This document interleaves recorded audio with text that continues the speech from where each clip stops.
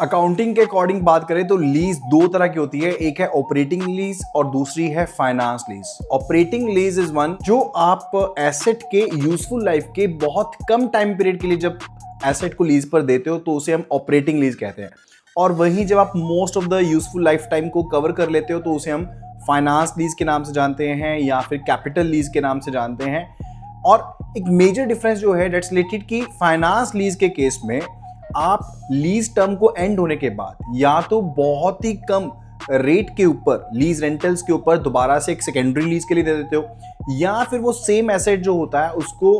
आप लेसर को sell out कर देते हो at a very nominal price as compare to the fair market value of the particular asset. And अगर हम प्रेजेंट वैल्यू को कैलकुलेट करें related to the lease rentals तो वो ऑलमोस्ट या तो ज्यादा होगा या फिर एसेट की वैल्यू के इक्विवेलेंट होगा इन case of the finance. So in case of finance lease ownership को ट्रांसफर कर दिया जाता है टू द लेसर, यानी कि जो लीज रेंटल्स को पे करता है। So in case of finance lease जो एसेट है उसे ट्रांसफर कर दिया जाता है टू द लेसी, यानी कि जो लीज रेंटल्स पे कर रहा है उस पर्सन को at the end of the lease term आप ट्रांसफर कर देते हो सेम पर्टिकुलर एसेट को, उसे सेल आउट कर देते हो या उसे सेकेंडरी पीरियड के लिए आप फिर से लीज के ऊपर देते हो कम रेंटल के ऊपर। एंड मोर ओवर जो लेसी है उसके पास ऑप्शन भी रहता है that the person can be buying the particular asset, यानी कि लीज्ड एसेट को बाय कर सकता है, ये ऑप्शन रहती है लेसी के पास in case of the finance lease. And इस तरह की लीज के केस में एक स्पेशलाइज्ड रहता है कि जो एसेट रहेगा वो स्पेशलाइज्ड नेचर का रहेगा जो स्पेसिफिकली